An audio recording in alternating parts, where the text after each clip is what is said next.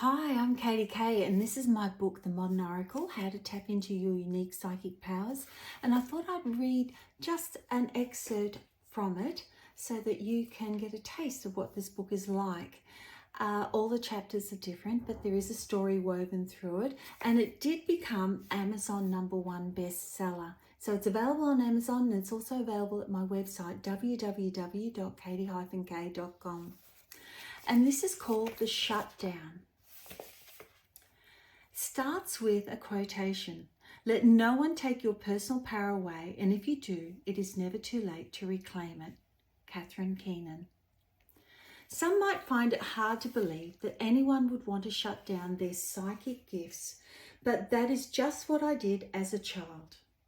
Just a few careless, rage-filled words from a loved one were enough for me to shut down, and then it was a long time before my gifts were reawakened. The sad thing was that no one even realized what had happened. I just withdrew into myself and got on with my life. As a child, I always had a sense of knowing. Not that I knew what I was doing at the time. It was just this feeling I would have about certain things, and being a young child, I did not realize that not everyone would want to hear about what I thought. I've always been direct in my speaking, and I imagine as a child I had yet to learn how to be tactful. And of course, I grew up in that generation where you were to be seen and not heard. The shutdown event was innocent enough. I'd expressed my feelings of warning only to be told to shut up. You're such a bloody know-it-all. And to make it worse, it was not the only time that had happened. I grew to hate being called a know-it-all. It hurt as I thought I was being caring. I was only doing what I often witnessed my mother doing. She would warn us not to do something to avoid an undesirable outcome. This time, it appears, was the proverbial straw that broke the camel's back. My stepfather, who I called Dad, as he was the only dad I ever knew, was over it and passionately blasted me with great anger, and with that my feelings were well and truly hurt. I was so sensitive that I took the incident to heart, and then I decided to do as he said, as I did not feel appreciated. Without knowing what I was doing, I shut down those feelings and thoughts. This was the catalyst that led to the decision to never tell him anything again, as I sulked in my silence and my sadness. I finally got his message, and those few words had a devastating effect on me. My dad, Barry, was a civil engineer with a very logical brain. His idea of fun was to do mathematic equations and encourage anyone that would engage with him to participate. Not my idea of fun at all. We could not have been more different. Dad with his analytical brain and me with my creative one. I was brought up to feel grateful that he'd taken on a ready-made family when he took on my sister Linda and I. The conditioning was to never ask for anything, not to be a burden, and that we should be grateful.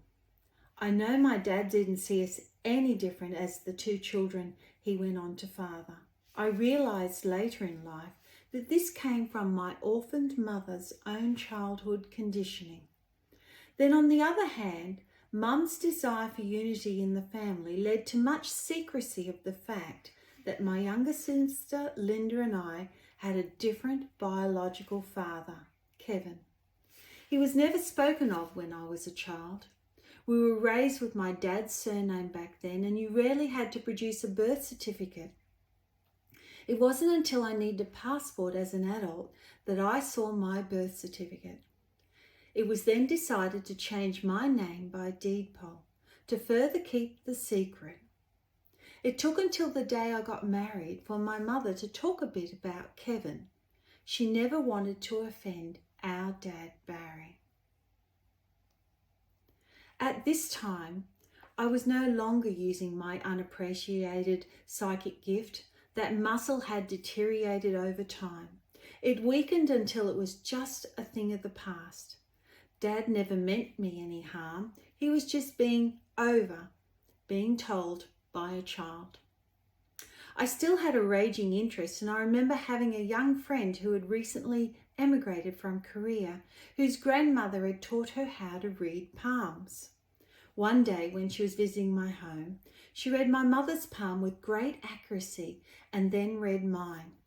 I was fascinated and remember desiring to be able to read palms with such great accuracy.